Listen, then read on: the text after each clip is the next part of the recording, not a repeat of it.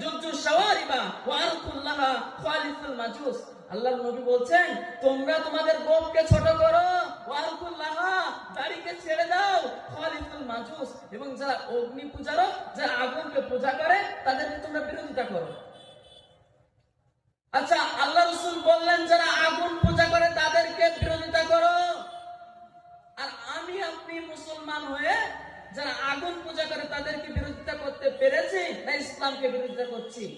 আচ্ছা, দাড়ি রাখলে যদি আগুন পূজারীদের বিরোধিতা হয়, তাহলে দাড়ি না রাখলে ইসলামের বিরোধিতা হবে। আল্লাহ রাসূল আগুন পূজারীদের বিরোধিতা করতে বললেন, যদি আপনি দাড়ি না রেখে যদি আগুন পূজারীদের বিরোধিতা কেমন করে করবেন?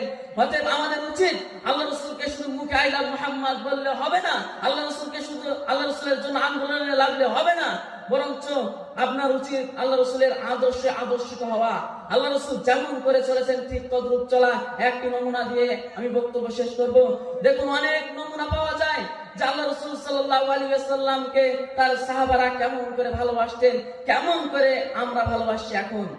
একটা নমুনা দিয়ে বুঝতে পারবেন, উহুদের ময়দানে আল্লাহ রাসূল সাল্লাল্লাহু আলাইহি ওয়াসাল্লামকে যে ময়দানে দাঁতকে ক্ষত করা হয়েছিল, দন্তকে ভেঙে দেওয়া হয়েছিল, সেই ময়দানে আল্লাহ রাসূল সাল্লাল্লাহু আলাইহি ওয়াসাল্লাম একজন সাহাবী আল্লাহ রাসূলকে গার্ড করে আছেন, ঢেকে আছেন, যাতে আল্লাহ রাসূলের গায়ে তীর নিক্ষেপ না করতে পারে কাফেররা।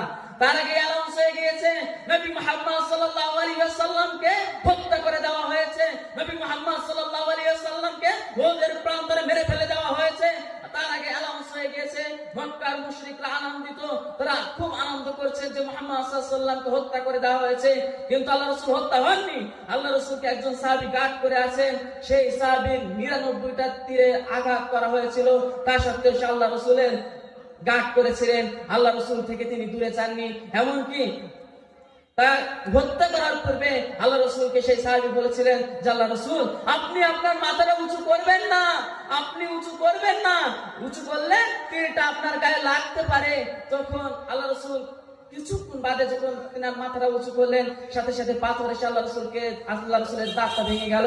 তাহলে দেখুন, একজন সাহাবী 99টা তীর সহ্য করেছেন আল্লাহ রাসূলের জন্য, আর আমি আপনি, আমাকে আপনাকে যদি একটা তীর মারা হয়, তাহলে নবী সাল্লাল্লাহু আলাইহি ওয়াসাল্লামকে আমরা ছেড়ে পালাবো।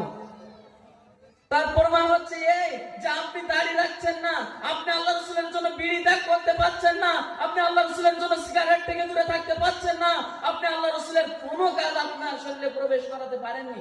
এমনকি বক্তা যদি সালামও দেয়, আপনি আল্লাহ রাসূলের সুন্নাত অনুযায়ী আপনি তাকে উত্তর দেননি। আল্লাহ রাসূল বলেছেন, হাক্কুল মুসলিমি আলা মুসলিমি খামসুন, রাদ্দুস সালাম।